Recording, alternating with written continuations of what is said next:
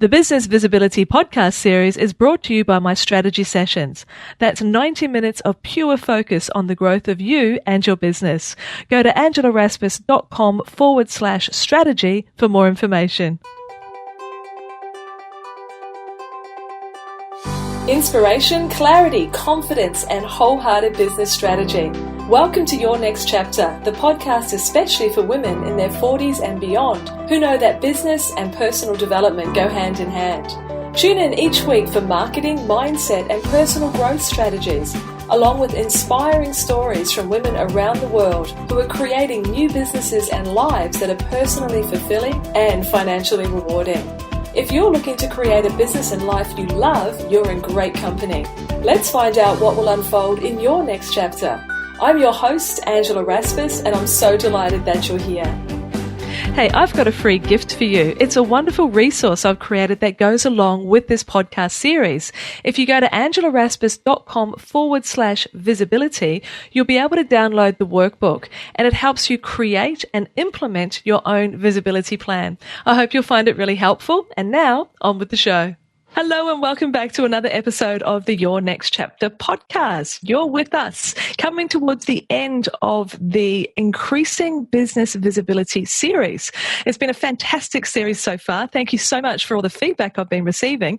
And we are finishing with an absolutely brilliant guest. Today we have Clare Dea, who's talking to us about how to find your authentic voice and share your message. And she's really passionate about helping creatives and coaches and entrepreneurs do just that.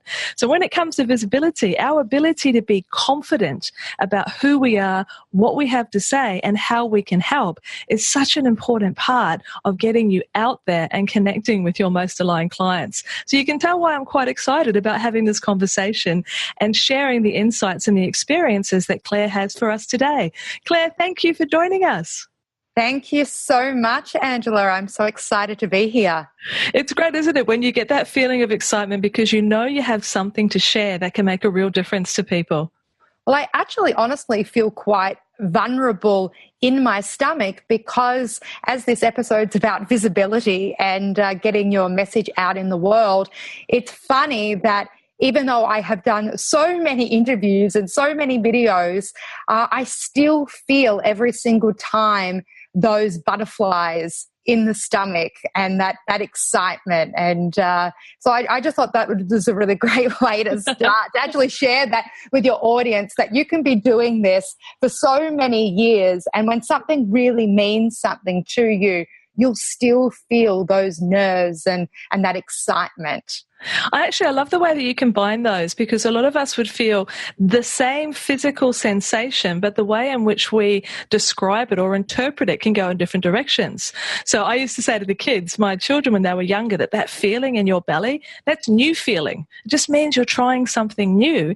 And that's what the butterfly feeling is. I didn't want them to align that with fear or nervousness. But the reality is, as you've just said so beautifully, is that even when you've done something a lot, the idea of being in front, of being visible, is a scary sort of feeling. You get that nerves that comes up. But the fact is that you're doing something that's important, that you care about. So that's the only reason you get the feelings. If you didn't care, if it didn't matter, you wouldn't feel the feelings. So they're actually a good sign, aren't they? Well, it's also, it's vulnerable putting ourselves out there and putting our message and our methodology out there. And it's also really exciting and liberating and transformational. So it's really common to be feeling so many different sensations and tensions in your body each moment. And we really want to make sure that we don't press those feelings and sensations down, because I really believe as an artist, as a speaker, as a coach, as an entrepreneur, they're our colours that we paint with, and we don't ever want to lose all of the colours of the rainbow to express with. So whenever I have this opportunity to share my message, I always take time to really feel into my body and notice, what am I feeling now, and how can I use that to share my message in a really powerful way? I love that concept of that we are painting with our feelings. That's just conjured up a beautiful picture for me. Well, I know you have been doing this type of work for quite some time, but I always like to find out from my guests, what were your previous chapters? What did they look like? Because it's very unusual for us to find the thing early in life. For me, it's more like we peel back the layers, we evolve, new things come through, we change, and that's what next chapters are all about. So give us a little bit of insight into what was happening in your world before you started on this chapter. Well, I guess my very first chapter was the desire to be a prima ballerina. From the age of 4, all I wanted to do was be a ballerina. And when I was about 8, my dad came home one day and announced that he was being retrenched from work. And that meant that I could no longer do my ballet classes. And I was absolutely devastated. However, this was when my inner entrepreneur was born at the age of 8. And I was like, how can I make money to pay for my dance classes?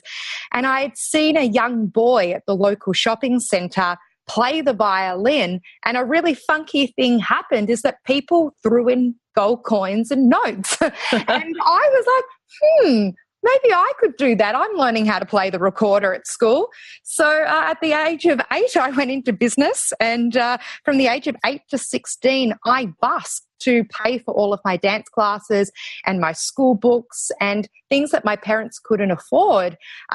So I really believed from a really young age that if you are really passionate about doing something, you can make it happen. So that was definitely my first chapter, was wanting to be a dancer and moving into the world of entrepreneurship. And when I was about 16, no longer was it cool to be busking, playing the recorder. So I had to find a new way to make money, to do what I loved. And so I then opened up a dance school at the age of 16. I was choreographing all of the school musicals, and I had a real passion for teaching. So at the age of 16, because I'd already been making money for about 8 years, I believed that really you could make money doing anything that you were passionate about. I opened up my own dance school. So I had a dance school from the age of 16 to about 23. And so that really ignited my love of entrepreneurship, my love of teaching, and my love of just sharing what I'm really passionate about. But that came to a close because something else was really knocking on the door, and that was my love of performing. That even though I really loved to teach, I also really loved to perform. So I closed the school down so I could follow my heart's desire. And I then went in towards the world of musical theatre and commercial dance, and I travelled around the world doing that. And I one day got a really bad review, and it said she's fake, forced, and unbelievable. And I'm sure that you and your audience members out there can imagine how devastating it was to get a review that everyone in your industry was going to read, saying those words. And something really magical happened in that moment. I actually listened to the review and asked myself, well, what is authentic? What is believable?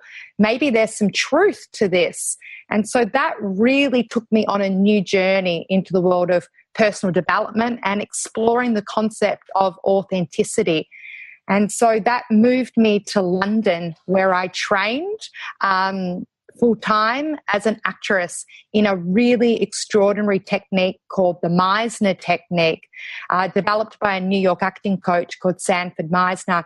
And he's devised these range of practices that are all about moment-to-moment truthful behavior and how to be really authentic and connected in the moment, how to really live in the unknown, and how to paint with all of your colours.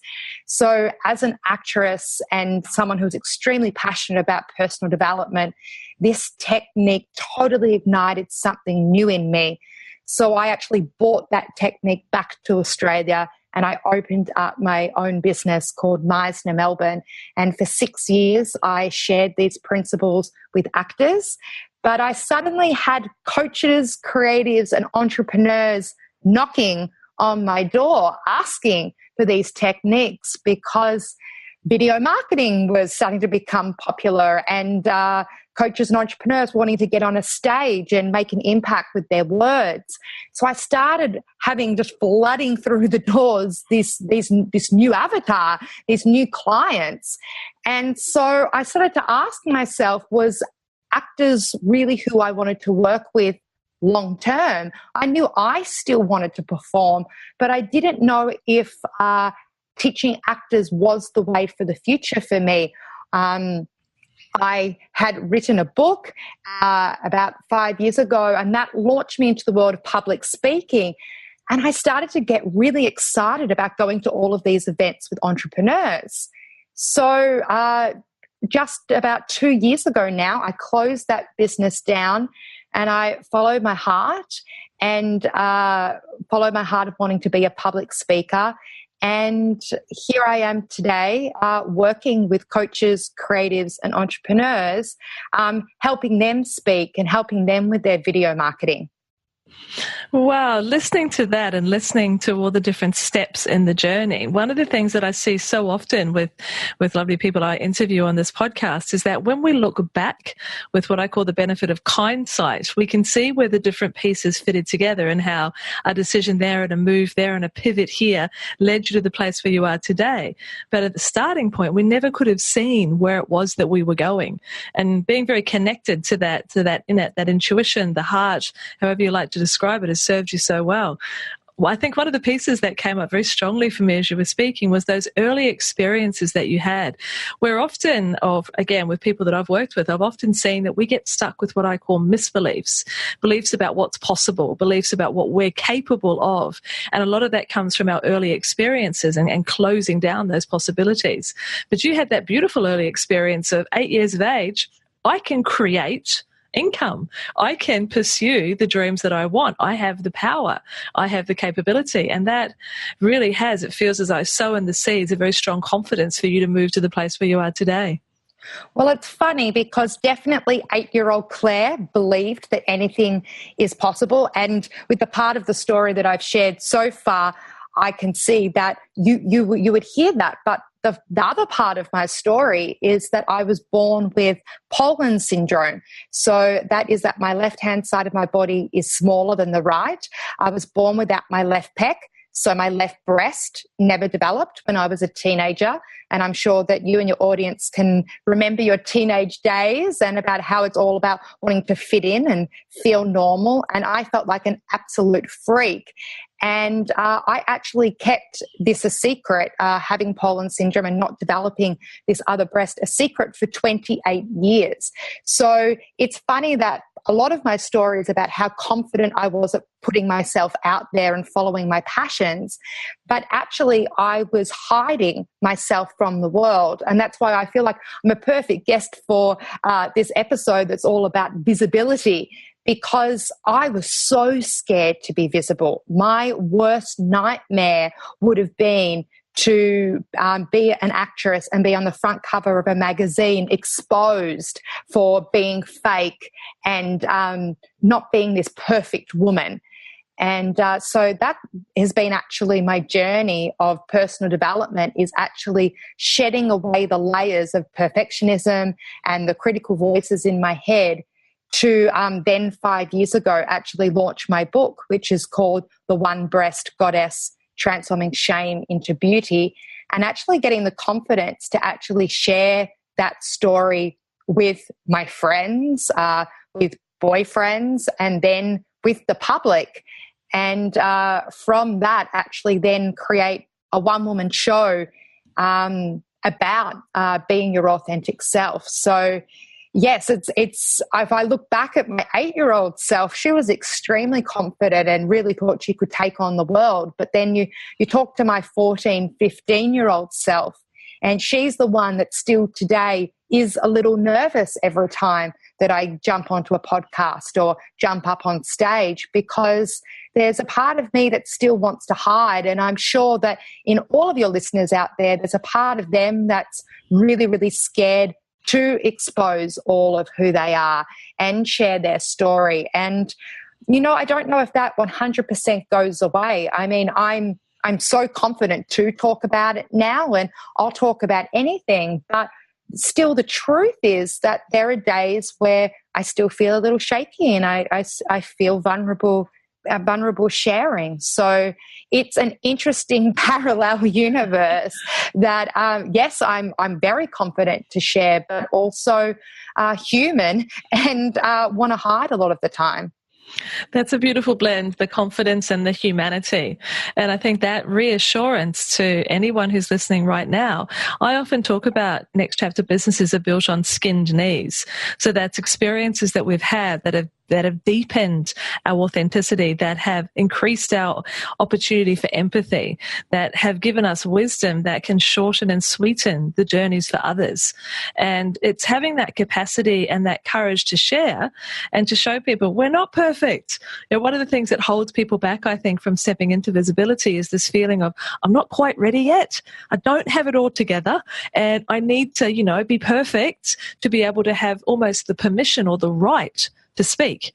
And as you and I both know, and I'm wanting very much to educate the women that I come in contact with, that authenticity, actually not being perfect, actually being real, is far more attractive. It's far more radiant. It's gives you a much higher opportunity to connect than being polished, because we always believe that, there's something not quite right about the perfectly polished mask. It doesn't feel quite right. So I love the fact that you've blended these two pieces together, the confident 8-year-old with the 13 to 15, 16-year-old who wasn't quite so sure, but you've moved through that into the woman that you are today. And that's what I'd love to be diving into is understanding. You mentioned about the vulnerability of sharing message and methodology, but you've really created a concept of how to craft and present well, which I'd love us to talk about because it will be very helpful for our listeners. So what's visibility to you? Why is it important to increase our visibility in our businesses, in our endeavors? Well, I'll take you back to the moment in my time when I really realized how important it was for my own message to be shared, and how important it was for others to share theirs. I was doing a public speaking event. It was my second time speaking on a stage, and it was in front of the entertainment industry, so a tough crowd. And it was the second time that I was going to be sharing my story live. And so I shared my story of having Poland syndrome. And I had never to this date actually met anyone else. I'd met one boy, but I'd never met a female with Poland syndrome before.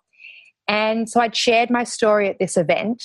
And during the event, I did an exercise and invited someone up from the audience to come and join me on the stage. So I looked out at the audience and I said, so who'd like to join me up on the stage now? And a few people put up their hands, and I noticed this one girl in the front row. It was like a light was just around her. And so I invited her up on the stage and we did this exercise. And as a gift, I gifted her a 2-day workshop with me. And so a few months later, she came to this workshop that was called Connect to Your Truth. And she did the workshop. And at the very end, she came up to me and she pulled me aside and she whispered in my ear, I have Poland syndrome too. And in that moment, I realized that I wasn't alone. I realized that I had helped someone with exactly what I had, and realized that in that moment also that it wasn't just about Poland syndrome. It was about sharing your truth. And if you have the courage to break down the barriers and become visible and share your story, you can help so many people, and not just help people who have experienced exactly what you have, but so many other people that will just resonate with the energy of the story you're sharing. At that time, I had so many people come out to me that they were gay. I had lots of people come and tell me they'd had an abortion. There were so many things, so many secrets that people were holding onto that they didn't feel like they had a safe person to share with. And then all of a sudden, I was the person they wanted to share their stories to. And I was like, wow, imagine if we lived in a world where everyone felt safe and had the tools to share their stories. So that was a defining moment for me. So from then on, I've really been keeping on working on my own barriers, because I always feel like we can always delve deeper within ourselves, but creating my own methodology to help others, and especially coaches, creatives, and entrepreneurs, for them to share their message. Well, it's a wonderful experience when you realize that you've resonated at that level. And I think we can also have invisible impact. There's many different ways of getting visibility that we've covered in this podcast series. But one of them is that you could be writing articles that are out there through your website, through LinkedIn, through wherever you choose to actually publish them.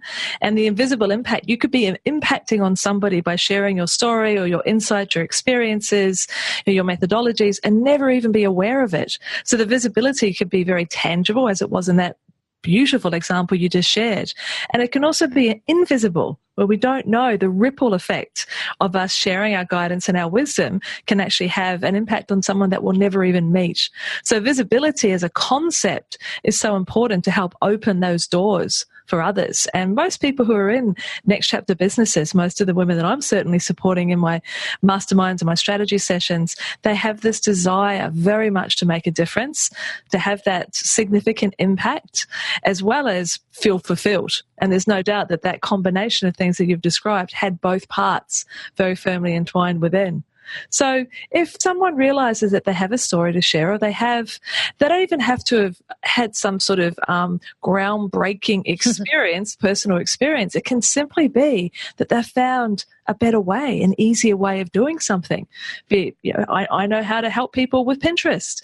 I can certainly make your LinkedIn profile better. I can help you work out the technology, tame the tech in your business. There can be many different messages or solutions that we provide, but we still have to become visible so we can help the people that we're here to help. So if we're thinking about using our voices and presenting, whether that be on a stage, whether that be on a Facebook Live, whether that be on a video that we've recorded and been brave enough to publish on our site, on that experience where I'm at a networking event and here's the microphone in my face and give me your 60-second spiel. All of those scenarios demand or ask of us to present in a compelling way, in a way that resonates and connects. So how would you give us some insight into the best way to show up there? You've got your 9 elements to powerful presenting, which is very, very attractive as a methodology.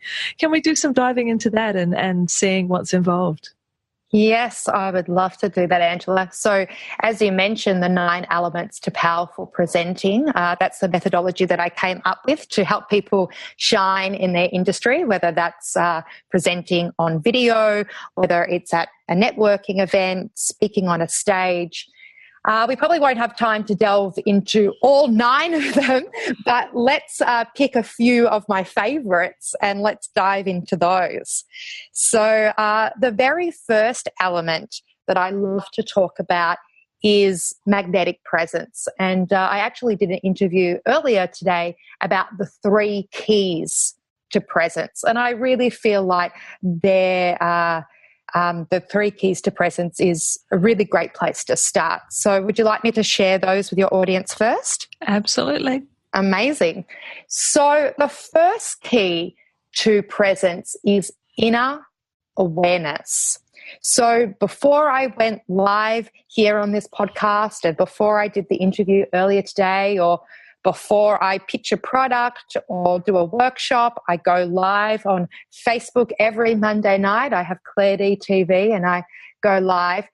Every single time I'm going to do something high stakes, I take time to actually get present with what's going on within me.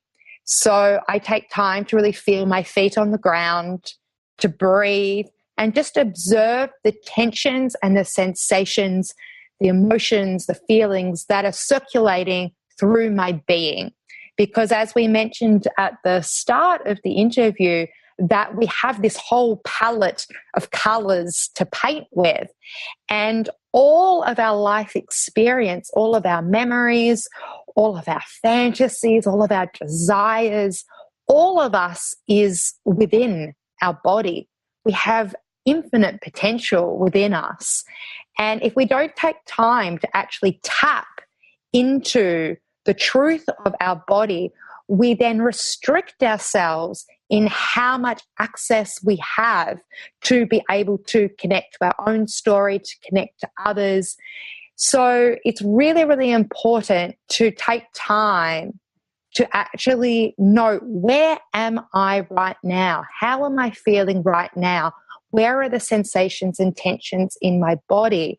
Because also I'll find that it's a gateway into my audience, to connect to my audience. Because, for example, it's so interesting that I felt so nervous about this interview this afternoon, because it's about visibility, because I know I'm also going to be tapping into the energy of your audience, who probably also have their own vulnerabilities about being visible.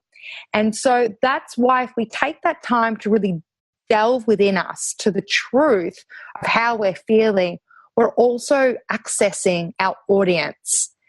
So that leads into the second key to presence, which is outer awareness. So, for example, right now doing this podcast, I'm actually in my bedroom, and so I've got what's going on within me, but I've also got what's happening outside of me. So I'm in my bedroom, I can see my ring light, I can see a pot plant, I can see a towel. But for example, if I was presenting live on stage, my outer awareness would be my audience. And I would want to have an equal dance where I've got this dance of awareness going between what's happening within me and what's happening outside of me, which would be my audience. And most of the time when I'm speaking live, I'm actually noting my audience. I'm looking at them in the eye as if I'm having a one-on-one conversation with each and every one of them. Or if your audience do Facebook Lives, then you've got to look at the reality that you're actually a lot of the time looking at yourself on a camera, on a tripod, and you've got to be aware of your truthful reality. You don't want to try and pretend it's something else. And then the third key to presence is organization. So this is so important if you're going to be speaking, is having your content organized. So I never suggest to someone to learn something word by word, which is totally different to what I would teach actors, because with a script, you needed to learn every single line off by heart so that you could be free and flowing in the moment. But for entrepreneurs and coaches and creatives, I don't suggest they learn things word by word, but I do ask them to know off by heart their structure, and so that they know always where their speech is going to end. So I always say, work out your call to action and how you want to finish at the start, and then work your way backwards. Are you going to be teaching a methodology? Are you going to be sharing a personal story? And then that naturally leads to an introduction that a lot of the time you actually leave alone, and you allow the present moment to be the introduction. For example, I did an interview this morning on a Facebook Live, and it cut out. And so she was still live, the interviewer, but I was cut off and then had to come back on again. And so if I'd planned how the intro was meant to go, and I'd planned it word to word, and I hung on to that, I would have been absolutely stuffed with the fact that the technology didn't agree with the introduction we were going to do. So you want to actually have a clear structure, and you want it all organized, and even rehearse each section as if an audience is there. But in the moment when you are doing a Facebook Live or you are presenting to an audience, you also want to know your content so well and your structure so well that you can just let it go and allow the magic of the moment take over. Something infinite, something so intelligent takes over the interview. So there's you and the audience, and then creative intelligence all dancing together. And if you've got what I call a sexy structure, which is the seventh element to powerful presenting, when you have a sexy structure and you have really clear call to action and a middle and a beginning, you can just let go and dance. There's I like very much the description that you use of the dance between the inner awareness and the outer awareness. I think it's incredibly true when we go to hit the button that says, I'm about to go live, or you're about to jump onto the stage. Being aware, as we were talking about at the beginning, that dance of emotions that's going on inside. So we need to be aware of those, allow those, move through those. We also have to tune into the audience and be aware that they've got hopes and desires to get out of this experience as well. So dancing between the two. But then we've got the cross dance between you knowing your content, knowing what you stand for, what you believe, what you want for your clients, what are the topics that you're really keen to be talking about, but allowing that spaciousness for you to respond in the moment. So that's a dance that I think comes from experience, and being self-compassion is a big part here, because visibility, as we've talked about, can be quite confronting, and not trying to rote learn things gives you freedom to respond in the moment, which I think is really important, without a doubt. I definitely believe practice, not practice makes perfect, but practice makes permanent. And you don't want to practice so much that you become a robot just saying the same thing over and over and over. You want to practice your content and say it slightly different every single time. But you want to practice it enough that you feel confident to talk about it to anyone at any place at any time. Yeah, because you just never know when an opportunity is going to present itself. No, like what you said with at a networking event, and then all of a sudden they're like, okay, up you get, 60 seconds, pitch your product. Off you go, and you get that drop in the belly. But not if you've done, I love that. Practice makes permanent. And there's also another perspective, which we've talked about in a lot of the episodes, that the feelings of confidence come after the actions of confidence. So if we wait until we're ready, we'll be old and grey. We need to just take the actions and leap in and give it a try. Yes, of course, I'm not condoning that you just wing things. There needs to be some strategy and some structure there. But so much of visibility is just having the courage to start, having the courage to begin, having the courage to put your message out there and let go of the concern of how people are going to judge it or look at it, and be confident that your most aligned clients, the people, as you had that experience with the woman who had the same syndrome as you, like we need to have the confidence and the trust that the right people are going to hear our message. And I think it's about finding the right audience to start off with. Like, I work with people in a secret Facebook group, for example, and they share videos and they take small little baby steps to jump out of their comfort zone in a really safe environment. And I think that practicing your message, like, for example, with my breast story and my Poland story, when I was 28, I told my first boyfriend. I mean, I'd had so many boyfriends before that, but he was the first one that I actually told my story to. And then over time, I started to get confidence to talk about it with friends, and then with an audience, and then write a book. And so I would highly suggest to your audience that take your time to practice sharing your message and finding a compassionate, supportive audience to listen to it at the start, especially if it is a raw, vulnerable topic, or if it's a topic that you're not used to talking about. I think that's great advice, because when we have those first experiences which are encouraging, then that will obviously bring the confidence piece up and you'll become a little more willing to speak to a wider audience. There's actually a really practical tip here. There is a good friend of mine who has an online business, and we were talking the other day about how she first became confident with doing all of her Facebook Lives. She said, well, I did them to myself at first. That's where I started. When I went in and I was doing the Facebook Live, I changed the audience settings so the audience was just me, so I could actually see how I presented and see what needed adjusting and making sure I was looking at the camera and that my voice wasn't wavering. And when I'd done a few of those, then yes, I did them in a wee group to just some friends, some very comfortable friends, and then I got brave and I put it out there to the world. So those baby steps that you're talking about, that was a perfect example of Sonia doing that to start to build that confidence so that you could think, I can do this, I can share my message, and I'm not going to be hit by lightning. It's going to be okay. I love that. So if we've got that, we've decided on this is the message that I have to share. This is the story I want to get out to the world. This is the outcome that I'm taking people towards.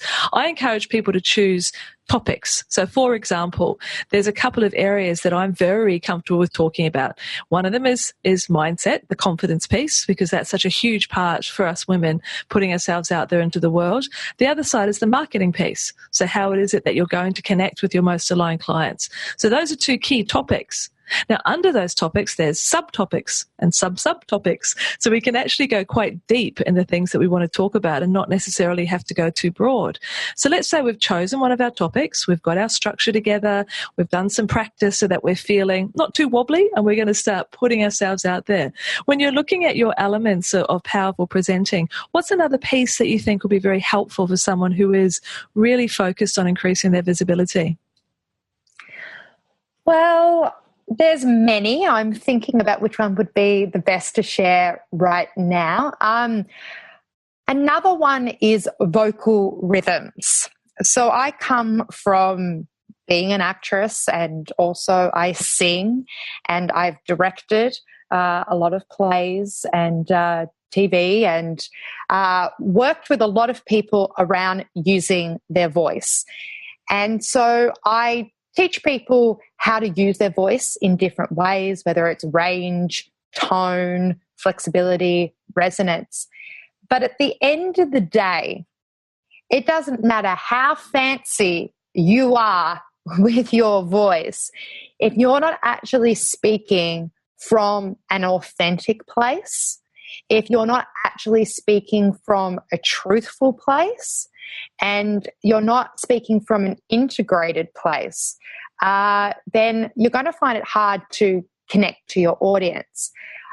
Someone who's really fancy at speaking to someone who's speaking from their heart, I always believe the person that's speaking with their heart will always make more of an impact. However, if you do get the possibility to merge, you get that opportunity to merge the two together, that you can actually learn how to use your voice effectively and know how to speak from your authentic self, well, then that's the X factor. That's when people will really be like, oh, and they'll really listen, because you're using your voice in all of these different ways that will keep them captivated, that will keep them intrigued. One hint, actually, one tip, I call it pleasurable pitching, is whenever I'm pitching a product with my vocal rhythms, I see how much I can enjoy using my voice, and I slow down, because so many people, when they pitch their product, they maybe have done this really beautiful story and taught their methodology, and then at the end they're going to pitch and they want to quickly get through the pitch. Everyone doesn't want to do the pitch. Well, most of the clients that I work with don't. They either want to avoid doing a pitch or they want to quickly rush through it.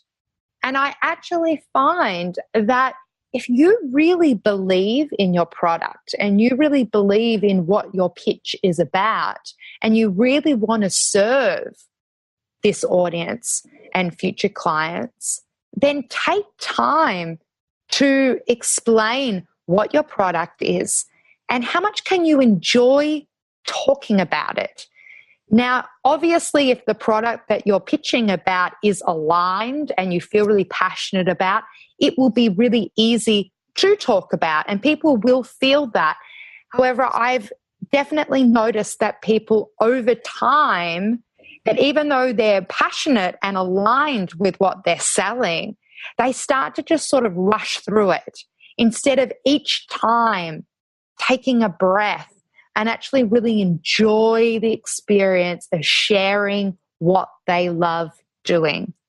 So vocal rhythms and merging that in with a bit of pleasurable pitching, put those two together, and your audience will definitely see a difference. That's a great point, and I've certainly been aware of that as well, and I'm sure there's not a person listening into the podcast that hasn't found themselves in a scenario where they're very, very comfortable in a sales conversation or a presentation opportunity, but when it comes time to pitch, you get that feeling in the bottom of the stomach. So I guess we could bring in the magnetic presence tips there as well. Be very aware of what you're feeling inside. Be very aware of how your audience is responding to you, and meld those two together, merge them together with a bit of pleasurable pitching. Slow down. I know I'm certainly a person who speaks rather quickly. And so slowing down and choosing your words and enjoying the experience, which comes from experience, would certainly make a big difference. Well, what I'm hearing from what you're sharing with us today, one of the most important pieces as we're coming to the close of this conversation is the importance of sharing your voice. Quite often, I believe, we can hide behind our computers a little bit, do our connecting on social media where you don't necessarily have to show up and use your voice. You're using your voice in terms of the words that you're putting onto the screen, but we're not connecting with the core of you. And I've certainly experienced that the most powerful way that you can connect with people, that you can go from I've never met you to I'm madly in love with you in an entrepreneurial sense, is when you have that opportunity for that face-to-face, voice-to-voice, heart-to-heart connection. To me, it feels like one of the most important pieces when it comes to our visibility in the market, without a doubt. Totally agree. It's a real magical moment in time for me when I get to speak at a networking event or at any event, and get a moment in time when everyone has their phones turned off and they're not on Facebook, they're not on Twitter, they're not on Pinterest, and right there they have this opportunity to really feel me, and I have this opportunity to really feel them, and we get to have this dance together. And it's funny because I come from a world of wanting to be a dancer, and even though I still dance mainly now just for fun, I feel like I have a career of dancing, and that's that dance of presence, that energy between me and the audience. There is not anything more I love than getting to look at an audience member in the eyes and allow the energy between us to dictate the next moment. To me, that's real creativity, is not knowing what's going to happen next and just surrender to that connection with an audience member and allow that to ignite the next moment. And that happens on a Facebook Live as well, that even though I can't see them, if my audience are engaging and writing comments, it brings this new, fresh moment that I had no idea could happen. It is. It's just alive with possibility. So, without a doubt. Well, I would love to allow our listeners to be able to pop along, and you have a wee resource that will be very helpful. We've touched on some of those elements of powerful presenting today, but you have a wee video that you can access on your website that will take us through the other steps so that we can adopt and adapt them to suit our scenario and to bring us out and our visibility. So we find that on your website, yes? Yes, that's correct. On clareelizabethdee.com, you'll see there's a section that says gift. And I would love to be able to share the 9 elements to powerful presenting with your audience. Fantastic. I will make sure that there is a very clear link in the show notes as well, because this is a skill that I feel is so incredibly important for us to develop. The confidence is one piece, but the other side of the coin, feeling very, very anchored in structure and being very anchored in some of these other pieces that you have that will pave the path to make it easier for us to share our message. So thank you so much for coming on the show today, for sharing your story, hearing that evolution of you and the things that you've moved through as you move into your next chapters has been certainly inspiring as well as educational for us. Thank you so much, Angela, for the opportunity, and thank you to everyone that's listening. You're most welcome. And to you, my lovely listener, I hope what you have taken from this conversation is that stepping forward and using your voice to share your message in the many different ways we've touched on, your ability to step forward at a networking event and clearly talk about what it is that you have to offer to the world, doing that dance between the inner awareness and the outer awareness, being ready to open up and to really anchor yourself into your value is so, so important. Don't expect to feel beautifully confident the first time that you go out there and you start utilizing your voice, whether it be on a Facebook Live or a webinar, or if you are aiming to be on a stage. Remember that the actions of confidence come first and the feelings come later. But you can certainly enhance your approach by putting yourself into a scenario where you're utilizing these elements of powerful presentation that Clare has shared with us today. So pop along and make sure you download or get yourself access to those presenting tips, and I would love to hear how your visibility is going to be up-leveled as a result of your committing to being seen and heard. So thank you so much for sharing your time here with me and Clare today, and I look forward to connecting with you again in another Your Next Chapter podcast episode. Until then, take very good care. Thanks for listening to the Your Next Chapter podcast. If you've enjoyed this episode, please let me know. Pop over to angelaraspas.com to subscribe to the show and leave a review. And whilst you're there, you can also enjoy valuable free resources, including show notes and downloads, along with the Next Chapter community, where you can connect with other wholehearted women on the same journey as you. We'd love to welcome and support you as your next chapter unfolds. See you next time.